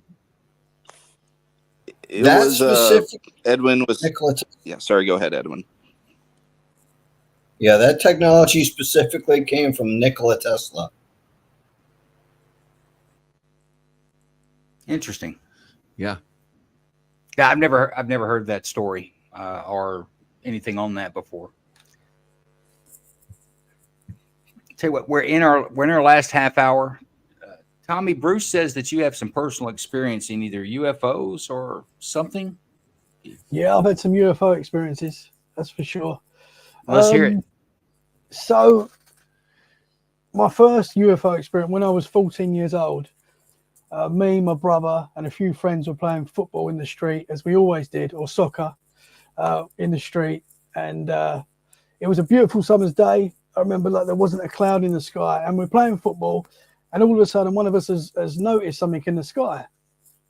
And we've stopped playing, and we're all looking at this object that was just floating in the sky. It wasn't moving. It was just there, the only way I can describe it is it was like seeing a building that you would see in Dubai, but just in the distance, in the sky. I mean, that's what it was. I know it sounds crazy. And it was just there, and we're all watching it, and we're trying to work out what it was. It was like orangey, silvery color. It wasn't spinning. It wasn't moving. It was literally just in the sky. And we was watching it for 10 minutes, whatever it was, and we couldn't work out what it was. And we just started playing football again. So I didn't see it disappear. I didn't see, and obviously like now I love this subject. I would watch it for days, weeks, if I had to work out what this thing was. But, you know, we just started playing football again.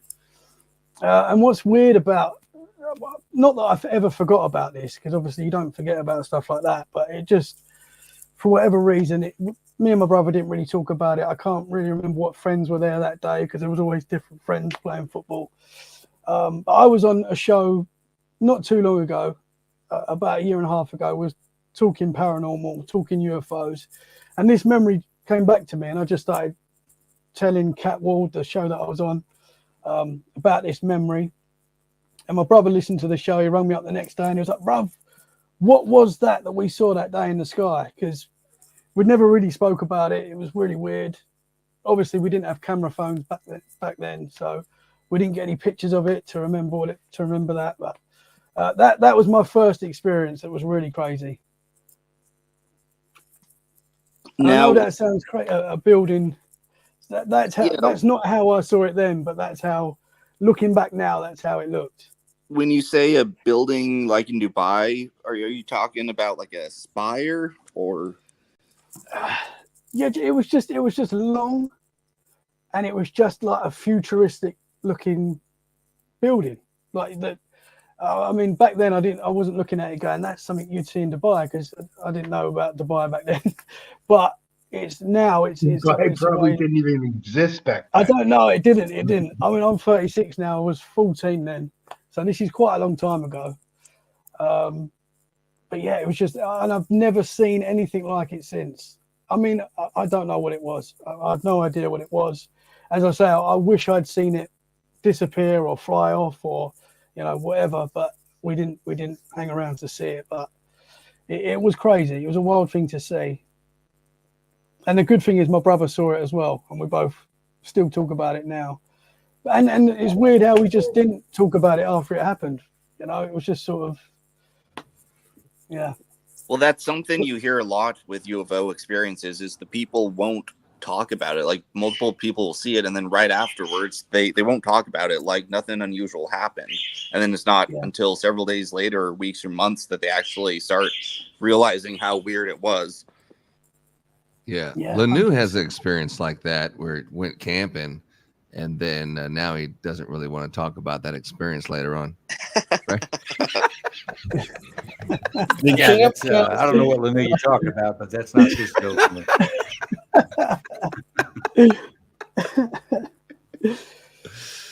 And more recently, I had another. This is probably about 8 years ago now, so it's a little bit more recent. So I'm from Essex, which is right near London in the UK, and me and my wife, we had a flat in Essex, and me and my mother-in-law was looking out the window one day talking. We was on the top floor of 4-story flats, and we was on the top, and there was like a little forested area the other side, and me and my mother-in-law were just talking, and all of a sudden out of the forest were these 3 objects. Now they weren't really big. They were about the size of a basketball, I would say, and they were moving around each other, and they seemed to be connected, but they weren't actually touching. They were just sort of going around in unison, but they weren't actually touching each other, and they were just going up and up and up. And me and my mother-in-law were like, what is that? Is that balloons? Like, we're trying to work out what it was. And they were just constantly changing shape, and they were never the same shape either. And they were like a silvery color. In the film Terminator, when he's melting, that is the sort of color that it was, that these objects were. And me and my mother-in-law were just watching it for about 10 minutes, just going up and up and up. And then all of a sudden you just saw flash, flash, flash, and they were just gone, and they just shot off. And that was another weird one. And again, I was with my mother-in-law, so we both witnessed it together. That was a cool experience. No idea what it was again, but yeah. Now, did they make noise that you heard? No, we were inside, so we were looking. We didn't have any windows open or anything, but no, there was no noise. And was there any point of reference that you could tell how big they were? Like, were they little orbs? Or They were close to us, so it was across the road, but they were still. We could see them very clearly. They weren't very big at all. As I say, they were like the size, a basketball size, so they weren't big. That reminds me of the 1950s incident in Washington, D.C., where they had those orbs come down over the White House, over the Capitol, I think it was, and they actually scrambled the Air Force to try to intercept them, and never caught them, obviously, but they weren't real big either. And yeah, these were small. We followed them up as far as we could see them, and all of a sudden you just saw flash, flash, flash, and they were gone. And the way they disappeared as well was very strange. Like we actually saw, I'll say, like a takeoff. It was a very strange way that these left, whatever these things were. Almost and like I know the Star Trek Enterprise going into jumps. Yeah, it was like something out of Star Trek, 100%. It really was. And when we're at family parties now, me and my mother-in-law, we talk about it all the time. And I know, like, the other family members are looking at us like, really? Well, yeah, we saw this, man. Yeah. We saw this. I know it sounds crazy, but and I still don't know what it was. I call it a UFO, UAP, but I don't know. I don't know if it was that. I don't know what it was. It was very strange. Do you think this is something from this world, or literally beings from other planets coming to the Earth? Or, I mean, of course you don't know. I mean, what's your opinion or your hypothesis? My opinion changes every day, to be honest. But at the moment, I think these things are interdimensional. I think they come and go. I think they're always here. We sometimes get a glimpse. I think this is just my guess, but that's what I'm thinking at the moment. I think these things come in and out of our realm, or whatever you want to call it, and we get glimpses of these things. I just got to hear what Sofa King thinks. Well, I picked something up with something Tommy said, and it's okay to call them UFOs or UAPs. It's okay. Absolutely. You're not crazy. All you're doing is saying they're not identified. You're not calling them a spaceship. You're not calling them space aliens. You're saying that there was something there and we haven't identified it yet. There's nothing wrong with that. Very well said, Sophie King. Excellent point. Well, I think either explains it. It's unidentified. We don't know what it is, where it come from. I think when we see something like that, so I think either one's appropriate. I don't think it means any more than that. So, to the whole point, I want to get your point on this, or your opinion on this, Tommy. Why do you think, and Sophie King, why do you think they changed the name from UFO to UAP? Is it to destigmatize it from the tinfoil hat wearing people, so that the military doesn't sound crazy when talking about the phenomena, or what was a politically correct way of saying it? No, I think UAP is the more correct term, only because unidentified flying object specifies that it's got to be an actual physical object, where sometimes some of these things, some of the sightings, they're tricks of the light and stuff like that. So I think the UAP is a more technically correct terminology. Not because of political correctness or because of the taboo or anything like that. It's a more scientifically, clinically correct terminology, because it covers every possible eventuality of what it could possibly be. Well, that's a good point, because a plasma ball would not necessarily be an object, but it is a phenomena. I have a question for you military guys. Hey guys, before we get too deep in questions, I want to go to the spin. She had her hand up, and we've been talking around her. I've sent her an invite to come in the studio, but let's go ahead and take her question through the space. Spin, ask your question.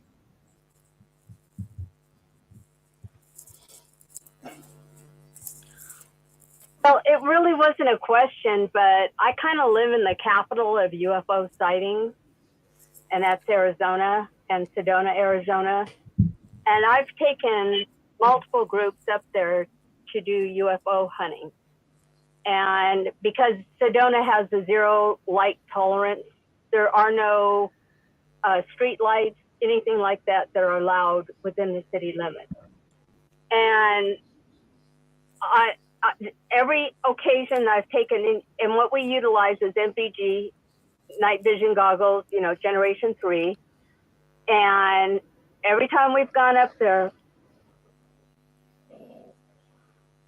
anywhere from 4 to 8 UFOs. UFO is a cigar-shaped UFO. And when I was 15 years old, I saw a cigar-shaped, well, I called it a flying hot dog. My mistake. I was a kid when I called it in. There was 5 of us, and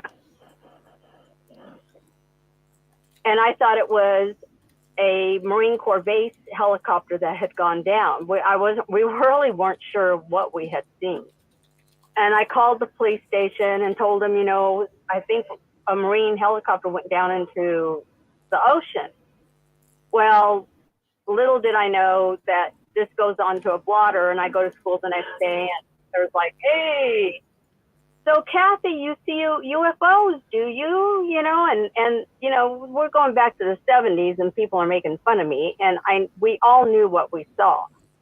And then we get up to Sedona, and then we're doing these UFOs, and I first start going out with this gal that lives up there in Sedona that does this for a living.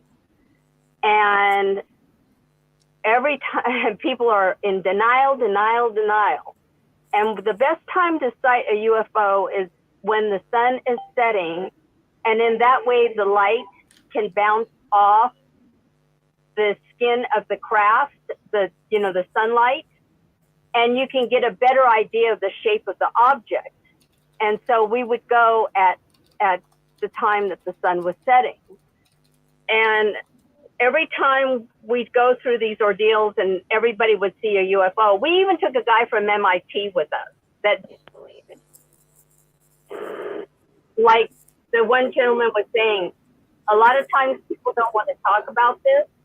Well, they're flipped out when they first spot it, and then they go dead silent. And then the drive back to where I lived was 2.5 hours, and it would be dead silent in the vehicle.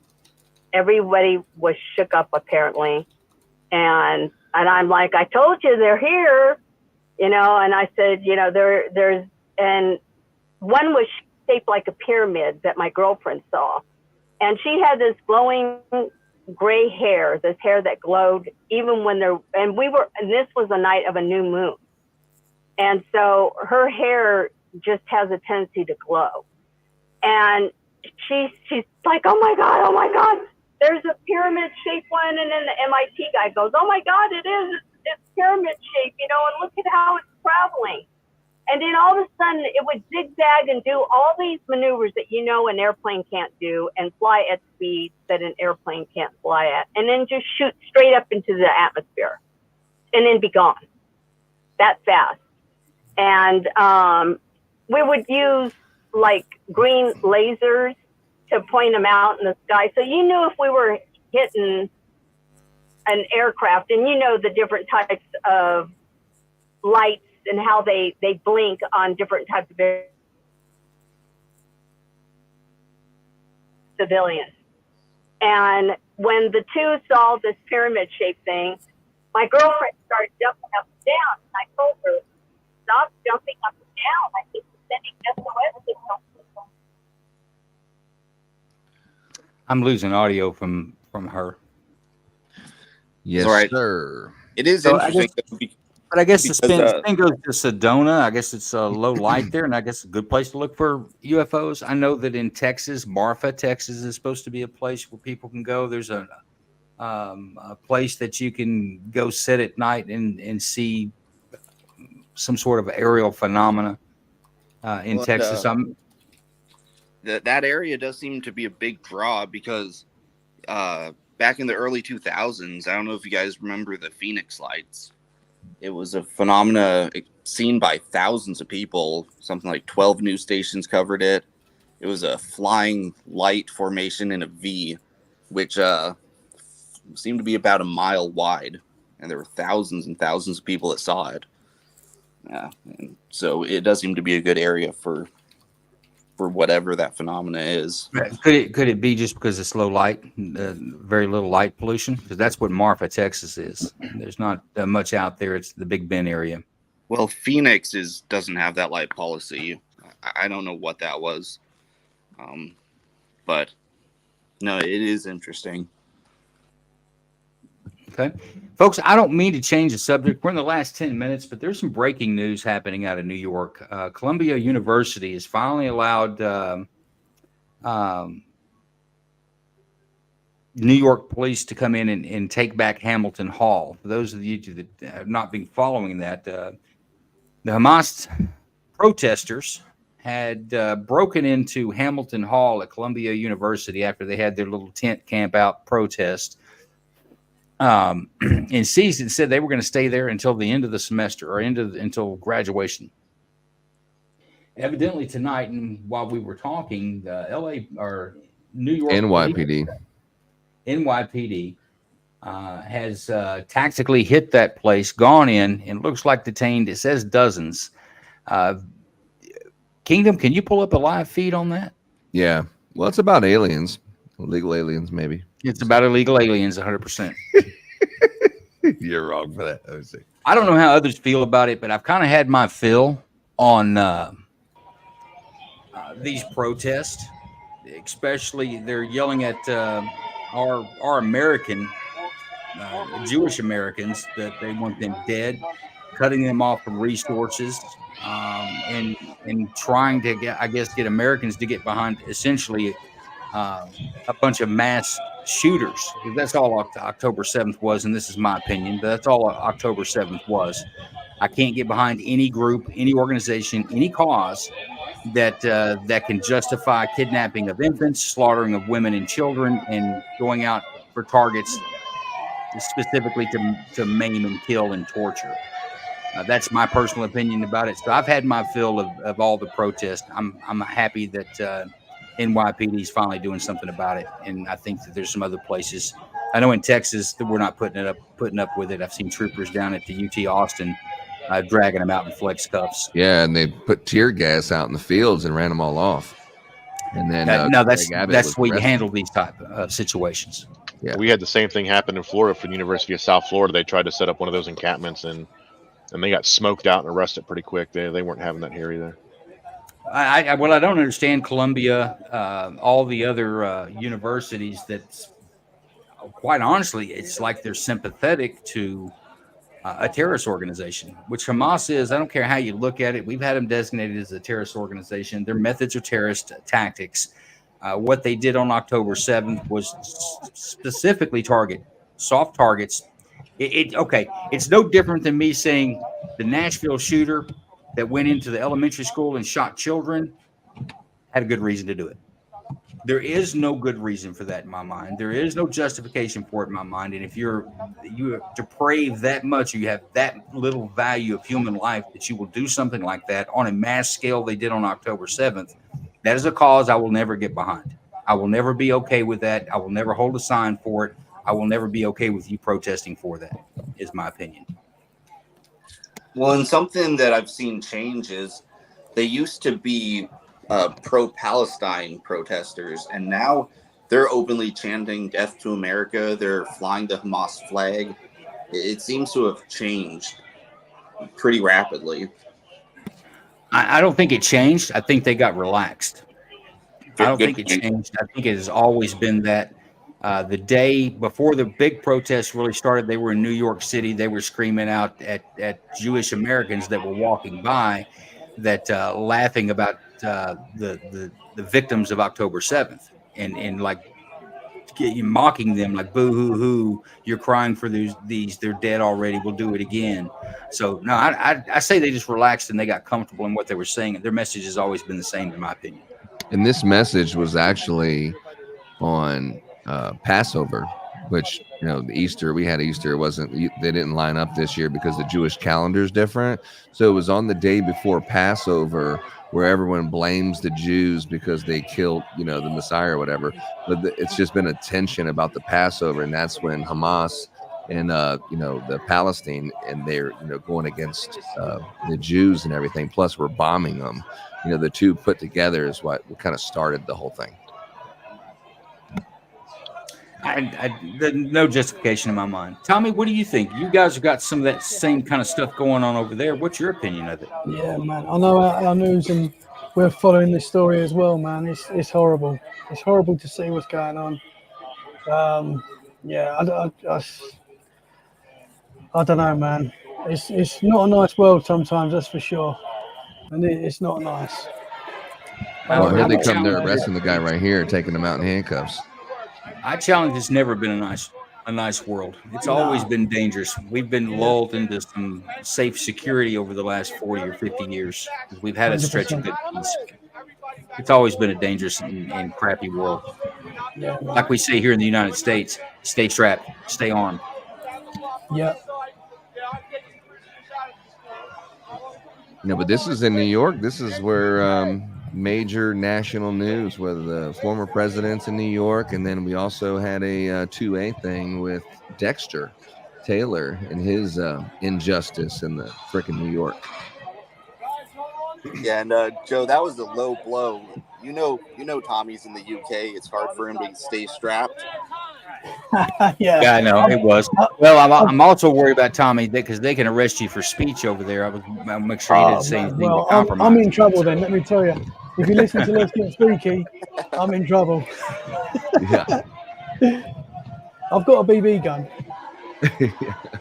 Well, in the eye might do some good. Yeah, it's quite dangerous, man. Hey, Kingdom, I'm getting some feedback that our background audio from the video is really loud. Maybe tap that down a bit. I could turn it off. I didn't even know it was even on. I couldn't hear it. Yeah, we probably don't need it. We're just watching them load them up onto a bus. The thing about it is that they won't get any real penalty, even though what they did is it would be burglary, breaking and entry, the same things that we accuse people at January 6th doing that are doing that are facing 30 months, minimum 30 months in the penitentiary. These people won't get that because their cause in air quotes was okay. Say again? They kidnapped 4 janitors when they took the hall. They wouldn't allow 4 facility workers, I think they were janitors, to leave the building when they took it over. It wasn't until like an hour later that they finally let them go. Yeah, well, they put OJ in prison for 9 years for that shit. That's when it should have been a SWAT call out. It should have been a police response. We shouldn't be putting up with that.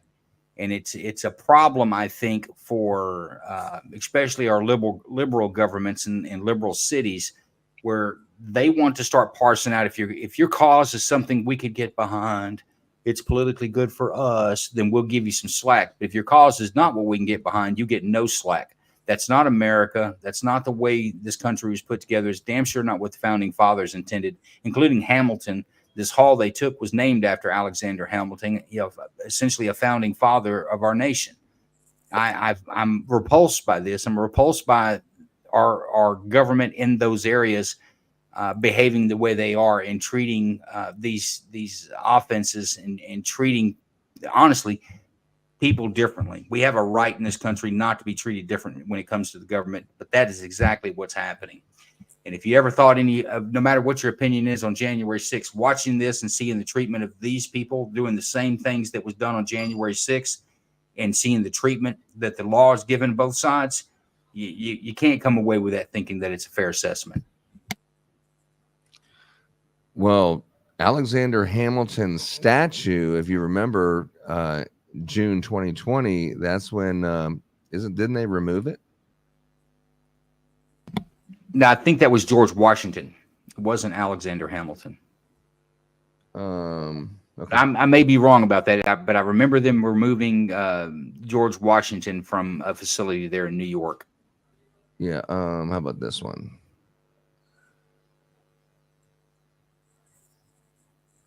That's not Hamilton. Oh, that's not Hamilton. I stand corrected.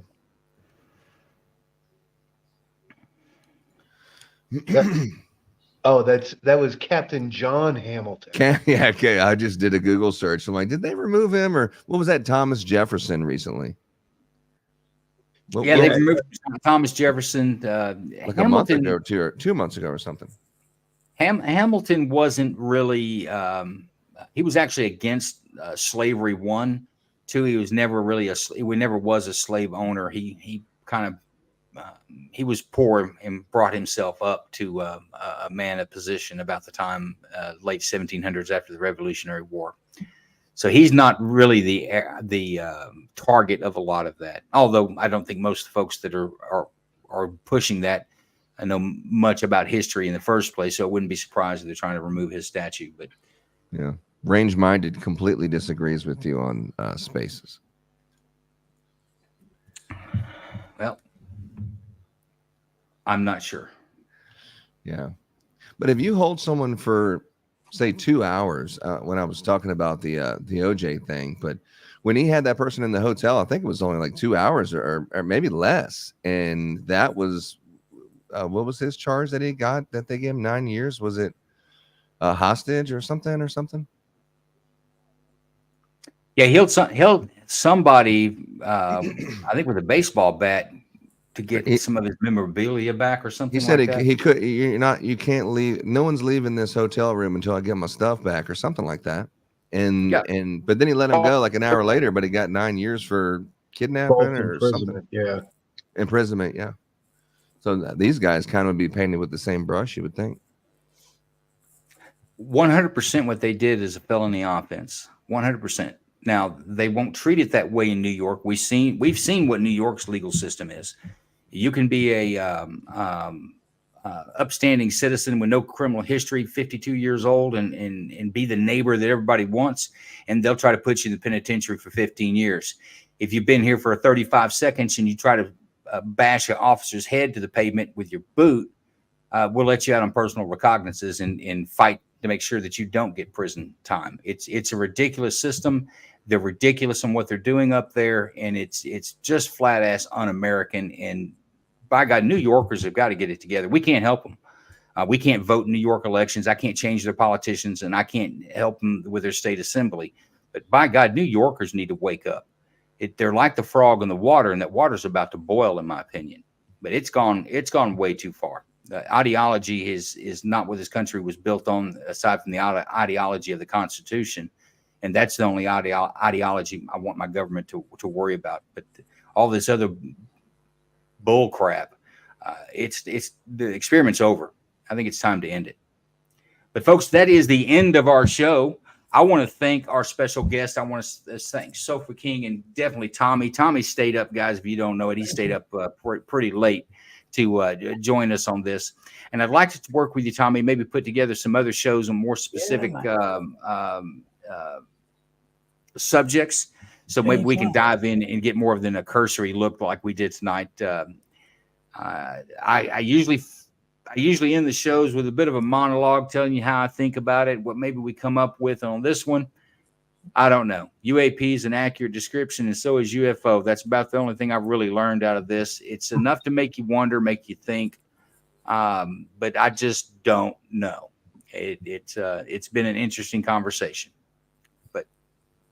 And guys, for those of you in the room, we'll do us an after party. Give me about 10 minutes today. I got a few more things to do to get ready for the after party. And Tommy, you're welcome to join us there. It's just a spaces after party, less choreographed. And we just kind of talk about this or that. Tonight, it may be what's going on in New York, but you're welcome to it. Anybody that's not giving Tommy a follow, I believe it's in the pill. And he's also got a podcast that you might be interested in. Show some support. Give him a follow and go to his YouTube channel. Give him a follow on the YouTube channel as well. And any other place he's got that posted. I'm learning from being a novice at this that there's quite a bit of work that goes into putting these programs together, and a little support is a good thing. So I want to extend more gratitude to Tommy for one staying up and joining us and sharing some expertise with us. But thank you guys. Thank you very much. Is that it, Joe? I think that's it, guys. We're going to move to an after party space. I'll shoot out invites to everyone. Heck yeah. Sweet. Good meeting you, Tommy. Thanks for coming in tonight, buddy. Thank you very much. I loved it. Thank you very much, guys. Anytime. Yeah, I look forward to future endeavors with you, man. I think I'm already following you. Feel free to hit me up. Yeah, for sure, man. You ever got any questions about any of the stuff that I mumbled about, man? Feel free to hit me up, man. I'll try to answer. Oh, thank you very much, man. It's very interesting stuff tonight. I really enjoyed it. Thank you. No worries.